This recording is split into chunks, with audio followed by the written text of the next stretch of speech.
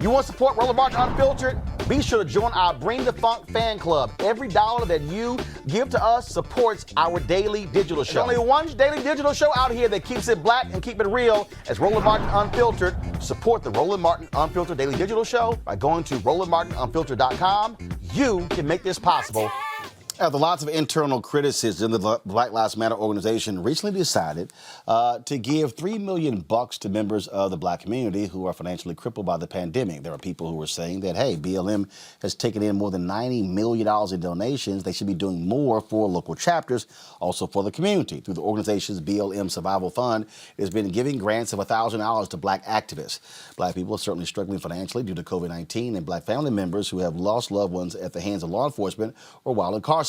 This move comes after the foundation exclusively shared with the Associated Press this week that it took over $90 million last year. The Black Lives Matter Global Network Foundation says it wants to be known for more than just protests over the deaths of African Americans who have died at the hands of police. Joining me now is Melina Abdullah, co-founder of Black Lives Matter in L.A. Melina, I got to ask you this here. I'm not quite sure who was involved in this decision, but and this is just, again, this is specifically in terms of that deal there. I got a problem as a member of the black press with Black Lives Matter movement sharing the information exclusively with the Associated Press. Now, we're going to talk about the fund as well, but the reason I have a problem with that is because as somebody who has devoted nearly all of my professional career to black media, this is one of those stories that it helps for black media to be able to share it with our people. And when an AP has been sued by African Americans, AP has serious issues with race. And I think I get AP worldwide. I just think that when black organizations have information like this, they should say, hey, AP, we're going to share it with you, but we also are going to do it with black media in order to reach our people. Please take that back to Patrice and the others, because I've seen this with other groups where they give it to the New York Times, they give it to the Washington Post, and then when they don't get covered the second and third day, then they want to come to black media. You're absolutely right. And, one of the things I've said about you is that, I've often quoted the African proverb that until the lion tells the story, the hunter will always be the hero.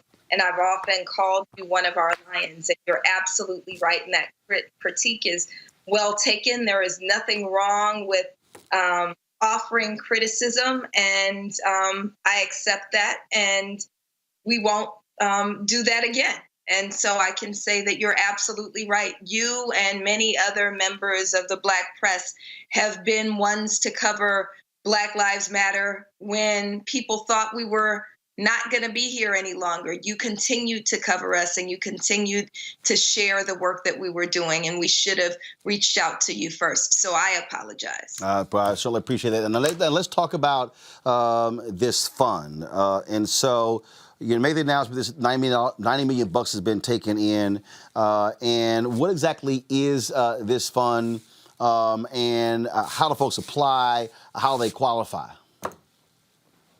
So we thought we were putting together a significant amount of money by creating this $3 million fund that was meant to be kind of our contemporary survival pending revolution, right? Which was a principle that was ushered in under the Black Power movement. That, if you think about the Black Panther Party survival programs, it was about making sure that our people, that we offered as much as we could to make sure that our people had what they needed to survive. And so we knew that we couldn't fund every single Black person, but we thought it would go, at least a couple of days.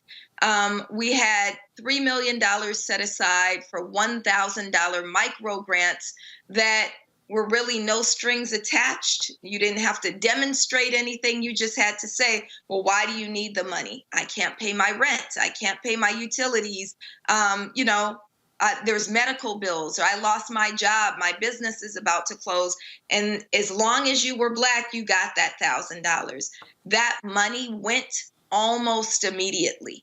And so we're now working to raise additional resources in hopes that we'll be able to provide more funds. But we're also challenging those, especially corporations and individuals who've made massive profits in the midst of this health pandemic with an unprecedented economic fallout that disproportionately is levied upon Black folks. We're saying people like Jeff Bezos, corporations like Amazon, right, who have record profits, they can do far more than $3 million. And so we need to put pressure on them. We also need to put pressure on the government. And in some ways, a lot of folks have been comforted by the fact that the form of white supremacy that we now see isn't as blatant or violent. But when you think about what it means that we're talking about a $2,000 stimulus check, it'll partially pay for rent one time, but you have countries in this world that are saying, well, we need stimulus checks every month. And that's what we're saying, that we need stimulus checks every month. And there's organizations, there's corporations, there's individuals, and there's government that's much more well-equipped to provide these kinds of dollars, beginning with the Black community, than is Black Lives Matter. It's also important because, let me be real clear for folks who are watching. What I'm about to say is not just specific to Black Lives Matter. It's also for the NAACP that's raised, my understanding, more than $100 million. Well over $100 million. That money was given because of Black people.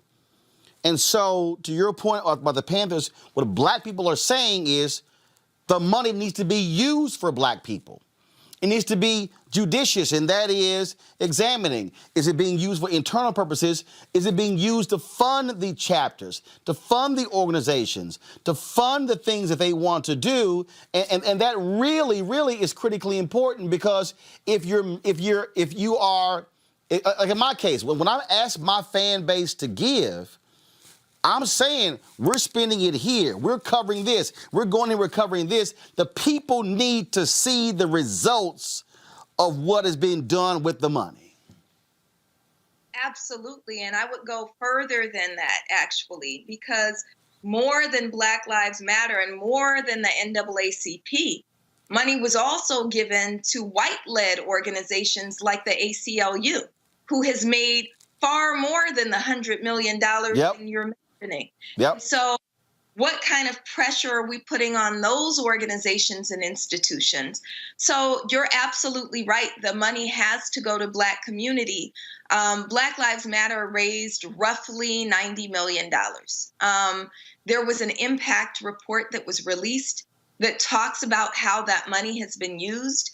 That impact report says that basically we gave away about 25%, a little more than 25% of what we raised, and that's before the Survival Fund, to Black-led organizations to do work on the ground. So that $90 million is intended to not just go in the pockets of Black people, although there's survival money that's necessary, but also to do the work of institution building. And, you know, there's organizations that have been around. I think ACLU is over 100 years old now, right, that have had an opportunity to institution build. NAACP should be institution building, right?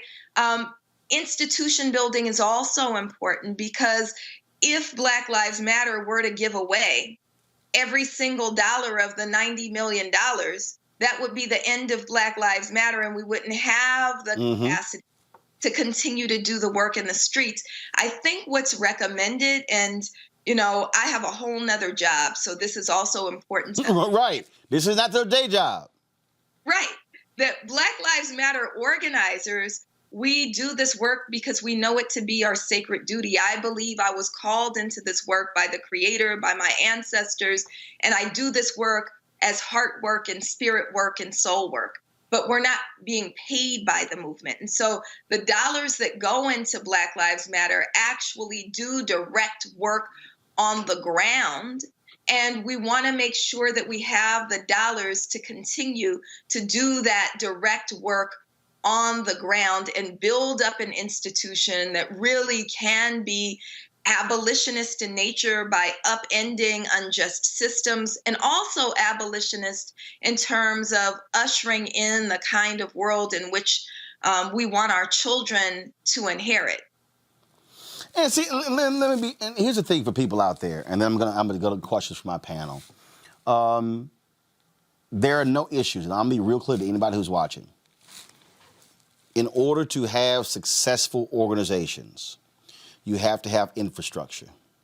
In order to have infrastructure, you got to be able to hire people, maintain people, keep those people. And Melina, the thing that, because if we study organizations historically, that's what SCLC, Urban League, NAACP, they all had those different things there.